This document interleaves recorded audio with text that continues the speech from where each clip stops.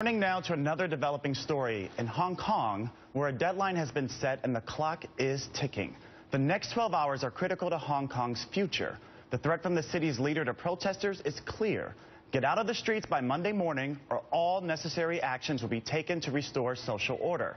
In the last few hours, we've learned that some protesters have pulled back from a sit-in outside the offices of Hong Kong's leader. The handshake deal between a pro-democracy protester and a police officer appeared to stem the threat of immediate confrontation. But thousands remain in the streets, protesting the Chinese government's decision to vet candidates for an upcoming election. The country's attempt to tighten control of Hong Kong's political process is viewed as a broken promise, a promise made in 1997 to allow Hong Kong to elect its own leader in 2017. This is not a televolution.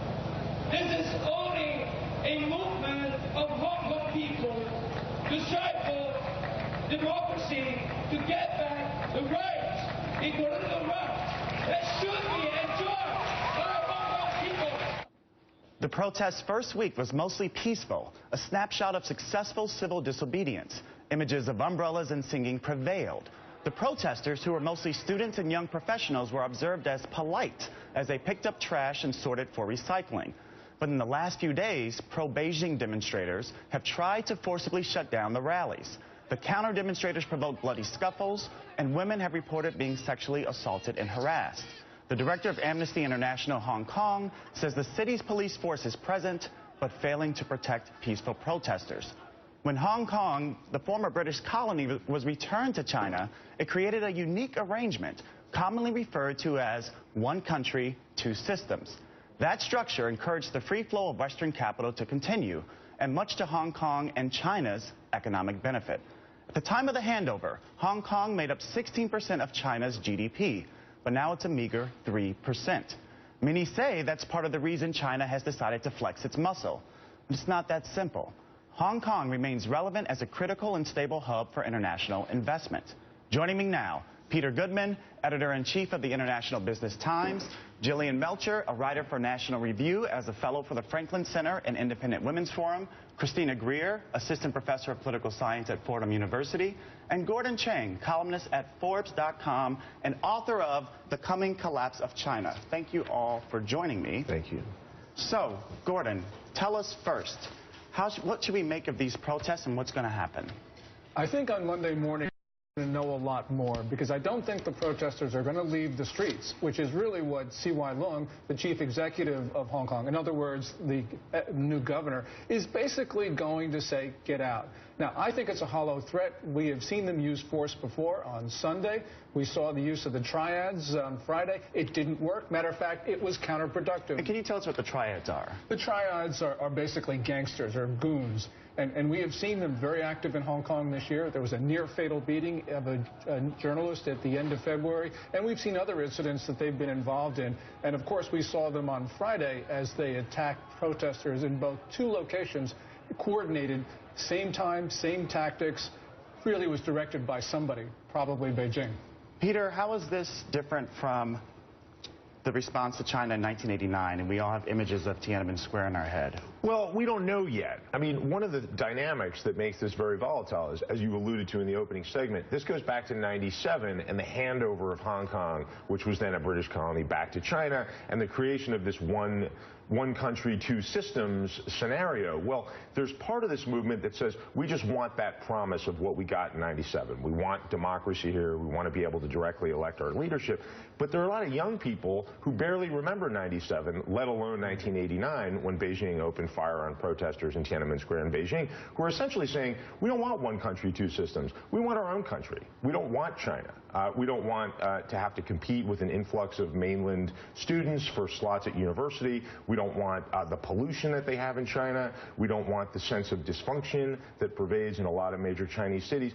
And at the same time, for the leadership in Beijing and the proxy leadership in Hong Kong, it's a highly volatile situation, because they're now dug in. They've essentially said, you got to get out. And for the party in Beijing, their legitimacy today rests on their ability to improve living standards. China and nationalism. And, you know, let's not forget this flexing of muscles that you're talking about. It's not just Hong Kong. I mean, there's been a crackdown on the Uyghurs in Xinjiang. There is some loosening we see in terms of relationships with Tibet.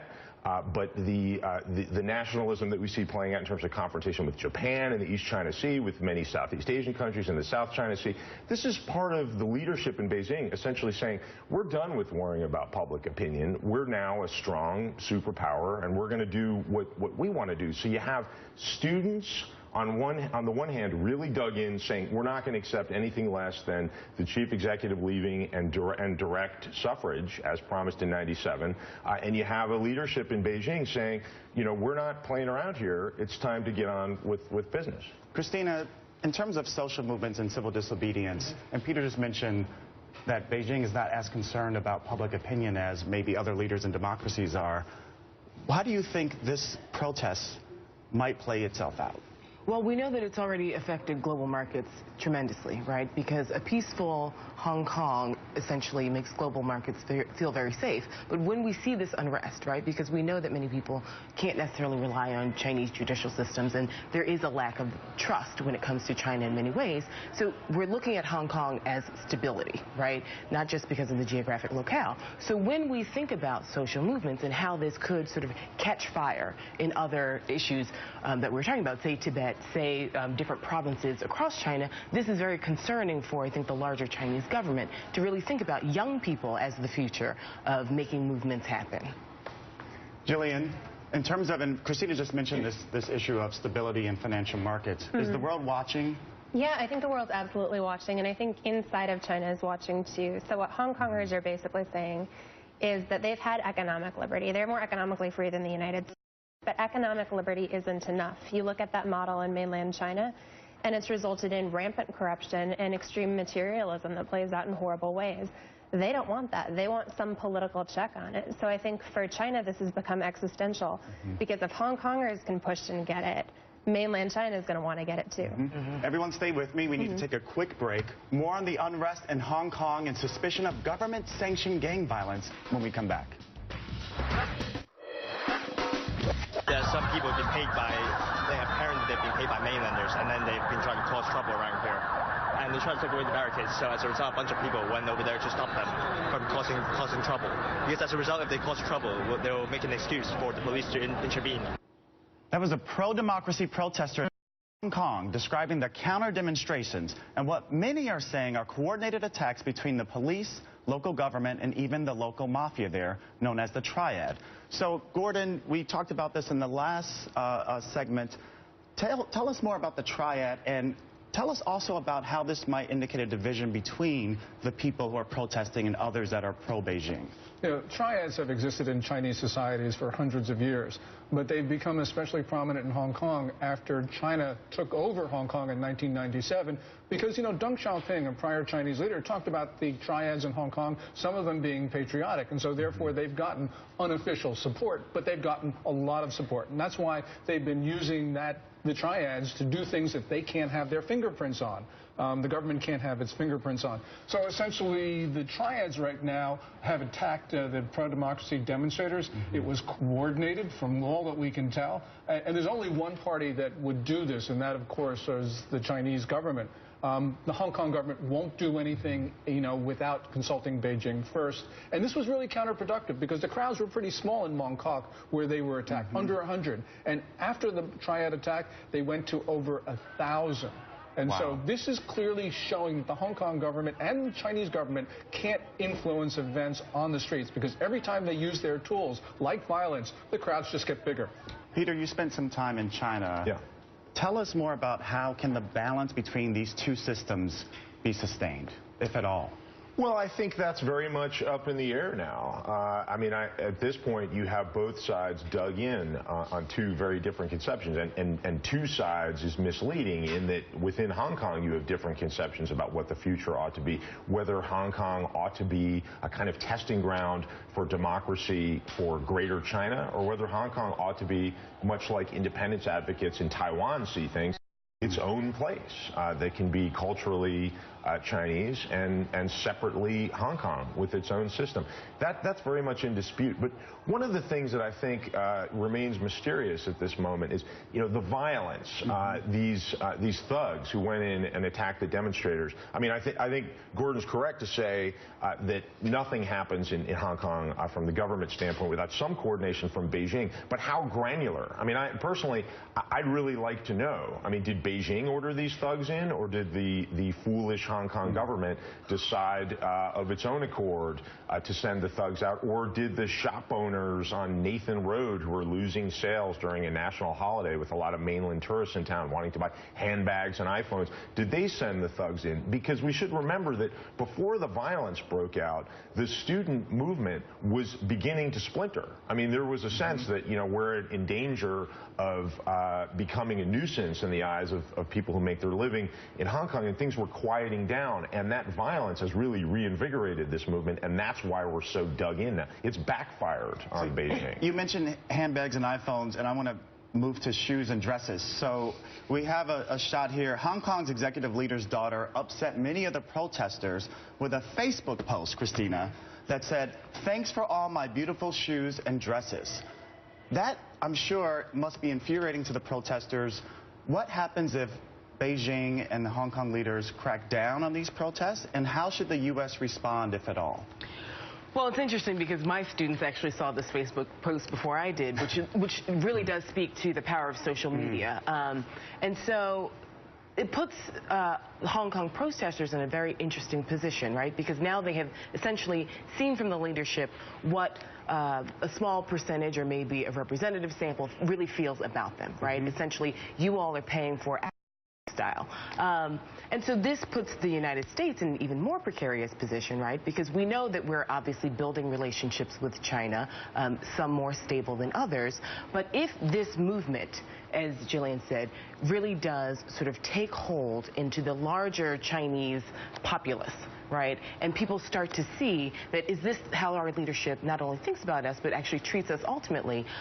It really does put, not necessarily Barack Obama, but the future leadership of this country in a really interesting position as to how are we going to move forward with some substantive relationships in these global markets when there's a growing distrust and corruption, essentially, in Hong Kong and mainland China. Jillian, I want to get you in really quickly. You lived in China for a while as well. Dresses and shoes, is this very tone deaf from the daughter of the leader of Hong Kong? It's incredibly tone deaf, and I think it's a really dangerous game. So I've seen a lot of comparisons between what's happening in Hong Kong and what happened in Ukraine at the Maidan protests.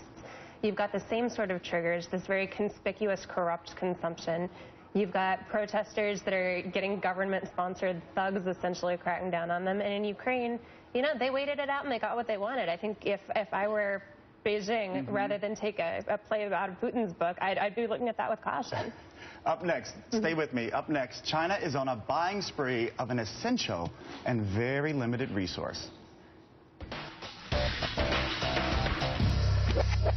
Many of the protesters fighting for democracy in Hong Kong are middle class, members of China's fastest growing income group. By 2025, 520 million people are expected to make up China's emerging middle class. That's more than half of the country's anticipated population. Now, just for some perspective, the United States' entire population stands at about 319 million people today. As income rises, families tend to spend more on small luxuries, and a smaller percentage of money is spent on the basics. But one of the biggest basics, food consumption, will continue to grow in absolute spending as the overall economy expands. China is one of the fastest growing food markets in the world. It comprises 20% of the world's population, but only 9% of its farmable land. The farmable land that does exist is worsened by water pollution and poor soil conditions. Making a headline like this, no surprise. A Chinese company is awaiting approval to buy one of New Zealand's prized farms, where sheep and cattle are raised on pristine green pastures. The land is valued at more than $70 million for about 34,000 acres. It's a controversial deal, with New Zealand farmers worried about the repercussions of selling off their precious real estate. New Zealand's government recently created stricter rules for land buys in which the purchaser had to demonstrate how the local economy would benefit. It's the most recent development in a trend.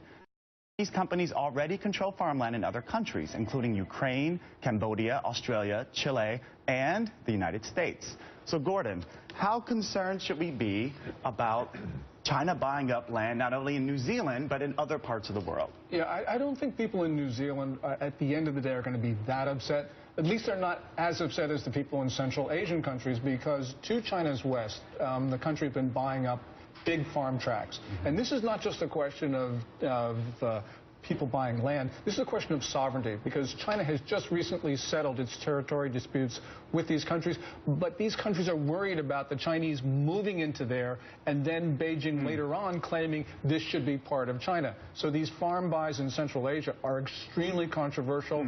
They could even bring down governments, which they did in one of them. And so, you know, this is something that is going to be very closely watched. New Zealand, yeah, that's a problem, but Central Asia, much more so.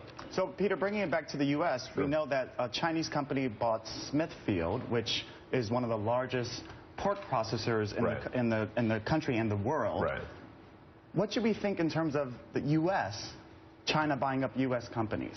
I think, frankly, we should welcome it. I mean, we have a regulatory process, and we should scrutinize each deal and make sure there's no national security issue, there's no food safety issue. I mean, we have rules that apply to the people who produce our food. If a Chinese company wants to come and take dollars and invest them in the United States and employ people and create demand for Chinese-made goods and services in China, that's generally a good thing. I mean, let's remember that right now China's sitting on a multi-trillion-dollar stack of American debt. They could sell that debt with the push of a button. If they just, I mean, that wouldn't be a logical move to make, but if they decided, for instance, that the Saudis, who also own a lot of our debt, were under pressure from jihadists to unload the heathen American debt, it suddenly become rational to unload a lot of U.S. dollars. They could do that with a computer mouse, and that would have tremendously destabilizing consequences. When you own something like a factory, a food processor, you can't just unload it. You're actually invested. And so I also think, frankly, that there's a racial dimension to a lot of this. I mean, when, you know, Dutch companies, when German companies come in and they buy up American companies, we don't tend to get all agitated. Now, we have to be concerned about Chinese government implications, given that this is still a largely authoritarian society. But in terms of the flow of dollars, I mean, that's to be welcomed. We need people to create jobs in America. Gordon, I want to come back to you for a minute and talk about the middle class. 520 million people. That's a staggering number. What should we make of China's growing middle class? And in fact, we know from a few weeks ago, Alibaba went public. It created all these new millionaires in China. What should we make of the increasing growth of the middle class and, frankly, of new millionaires in China?